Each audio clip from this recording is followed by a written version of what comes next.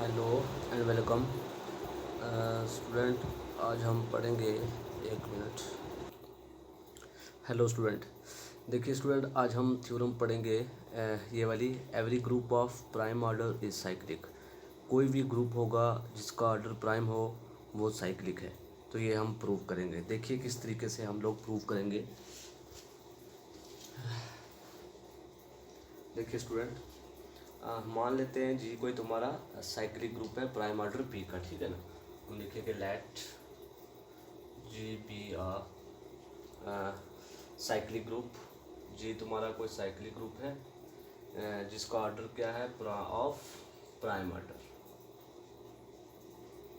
हमने ये जो ग्रुप ऑफ प्राइम ऑर्डर है उसको मान लिया जी। अब हम प्रूव करेंगे जी साइक्लिक है। अगर जी साइक्लिक है तो it means group of prime order जो है वो साइक्लिक है, ठीक है ना। तो हमने इसका प्राइम ऑर्डर मान लिया कितना, जी be cyclic group of prime order P, ठीक है स्टूडेंट। इसका प्राइम ऑर्डर मान लेते हैं पी है, ठीक। अब दैट इज, इसका मतलब ये है कि ऑर्डर ऑफ जी जो है वो पी है, ठीक है स्टूडेंट।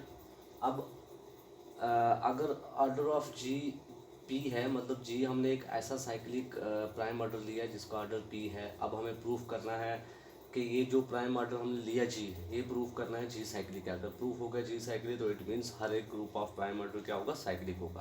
तो देखिए हमने ये सपोज किया। अब हम क्या करते हैं, कोई भी एक नॉन आइडेंटिटी एलिमेंट इस चीज़ से उठा लेते हैं, ठीक है ना। कोई भी नॉन आइडेंटिटी एलिमेंट मान लेते हैं, suppose let A is non identity element belongs to जी।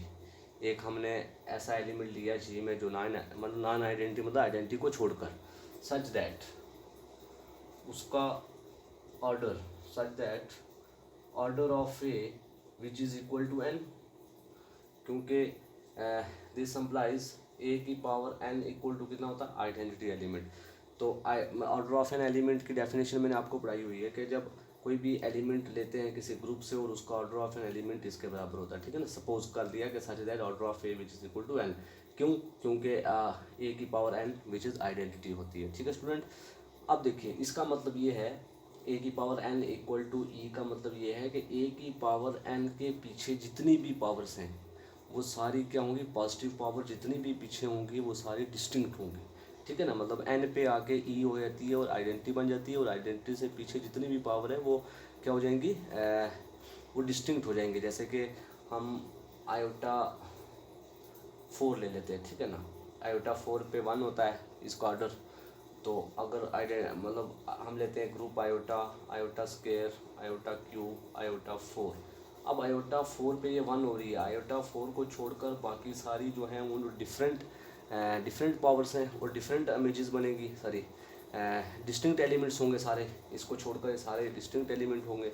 तो इस तरीके से ए की पावर एन पे वो आइडेंटिटी बन जाता है। तो मैंने कहा नॉन आइडेंटिटी, तो नॉन आइडेंटिटी का ऑर्डर इस तरीके से बनेगा, क्योंकि जब ए की power N which is identity बन जाती है तो आइडेंटिटी को छोड़कर, इसका मतलब ये है कि आइडेंटिटी को छोड़कर पीछे वाले जितनी भी डिस्टिंक्ट पावर्स हैं वो अलग हो जाएंगी, ठीक है ना। मतलब वो इस तरीके से बन जाएंगी जैसे कि मैंने आयोटा लेकर आपको समझाया कि अगर आयोटा की पावर 4 आइडेंटिटी बन जाती है, जैसे कि ए इक्वल टू ई बन गया, इसी तरीके से ये 1 पे आइडेंटिटी बन रहा है, तो इसके पीछे वाली सारी डिस्टिंक्ट पावर वो सारी ले लेनी है, ठीक है ना। वो सारी हमने ले लेनी है, जो इससे पीछे जितनी भी डिस्टिंक्ट होगी वो सारी ले लेनी है। अब सिमिलरली ए एन से पीछे सारी डिस्टिंक्ट पावर कौन सी है वो ले लेंगे। तो वो कौन सी है, देन ए की पावर 1, ए की पावर 2, ए की पावर 3 अप टू ए की पावर n-1, और ए की पावर n पे आइडेंटिटी बन जाती है, ठीक है ना।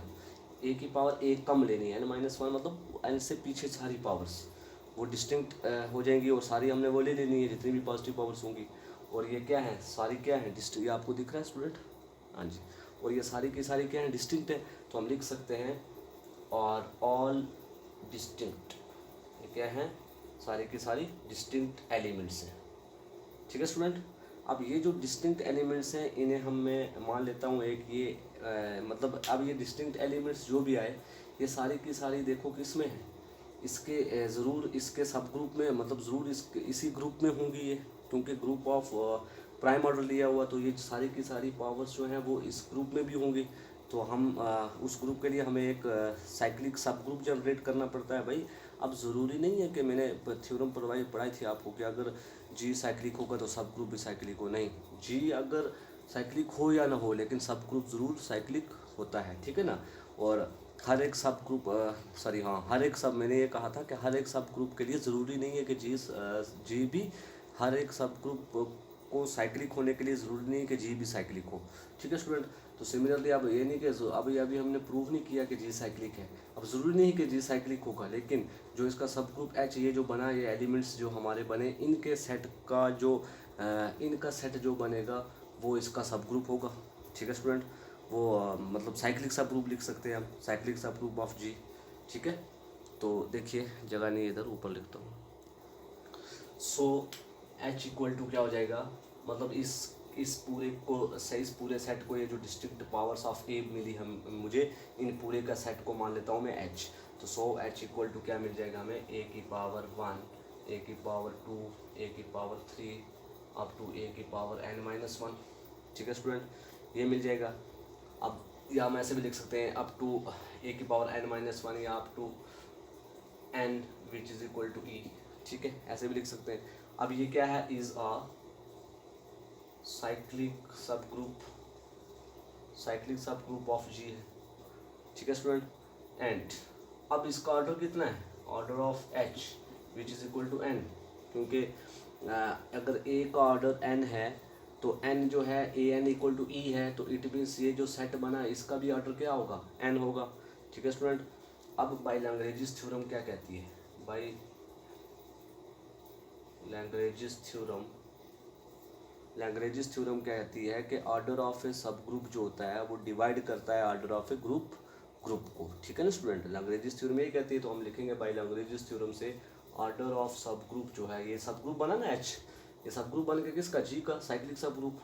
तो ऑर्डर क्यों साइक्लिक बना, क्योंकि हर एक इसकी जो इसके एलिमेंट्स हैं, जो मतलब इस सब ग्रुप के जो भी एलिमेंट्स हैं वो हर एक इंटीग्रल पावर्स में है, तो इंटीग्रल पावर में कोई भी एलिमेंट्स होते हैं तो वो साइक्लिक होता है। अब जो ग्रुप लिया था हमने जी, वो भी अब ज़रूरी नहीं है, अगर ये साइक्लिक है तो इसके लिए ज़रूरी थोड़ा है कि जी भी साइक्लिक हो, तो इसलिए मैंने कह दिया कि ये साइक्लिक सब ग्रुप होगा उस ग्रुप जी का, ठीक है ना। ग्रुप जी हमने जो ग्रुप ऑफ प्राइम ऑर्डर लिया हुआ, ठीक है स्टूडेंट। तो लैग्रेंजिस थ्योरम से क्या कहता है कि ये जो ऑर्डर ऑफ सब ग्रुप है ये डिवाइड करता है ऑर्डर ऑफ जी को, तो this implies order of G divides order of H divides order of G. अब देखिए स्टूडेंट, अब this implies order of H कितना है भाई, एन, ऑर्डर ऑफ जी कितना है, पी। अब देखिए, अगर अब प्राइम होने के लिए दो पॉसिबिलिटीज़ हैं, या तो वो 1 होना चाहिए या वो नंबर खुद होना चाहिए। जैसे कि मैं 5 को बताऊं कि 5 प्राइम नंबर है, 5 को डिवाइड्स करने वाले कौन कौन से फैक्टर हैं, तो 5 को डिवाइड कौन कौन करता है, या तो 1 डिवाइड करता है या 5 खुद डिवाइड करता है। तो सिमिलरली इधर अगर n 1 हो जाएगा तो ये ट्रू नहीं होगा, क्योंकि पीछे मैंने कहा हुआ है कि जो ए मैंने एलिमेंट लिया था वो नॉन आइडेंटिटी एलिमेंट लिया था, ठीक है स्टूडेंट। नॉन आइडेंटिटी मतलब 1, अगर 1 हो जाएगा तो फिर ये आइडेंटिटी बन जाएगा, इसलिए n is not equal to 1, n हम 1 नहीं ले सकते, पॉसिबल नहीं है। तो हम लिखेंगे, या ऐसे भी लिख सकते हैं, सिंस कि चूँकि p जो है वो प्राइम है, सिंस p इज़ प्राइम,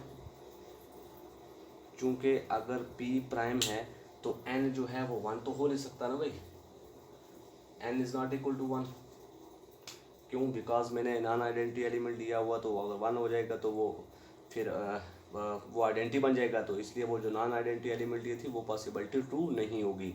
तो उधर अदरवाइज़ हम ये भी देख सकते हैं कि पी प्राइम है, तो इसलिए हमें ग्रेटर देन 1 ही लेना पड़ेगा, ठीक है ना स्टूडेंट।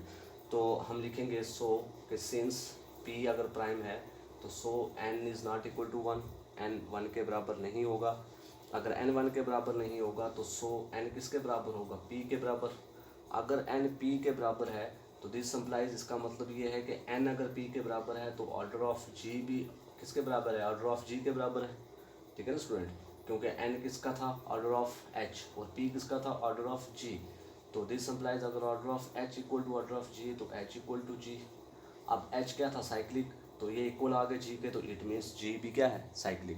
तो हैंस हम लिखेंगे हैंस g इज साइक्लिक। तो g हमने माना क्या था, ग्रुप ऑफ प्राइम ऑर्डर, तो hence every group of prime order is cyclic।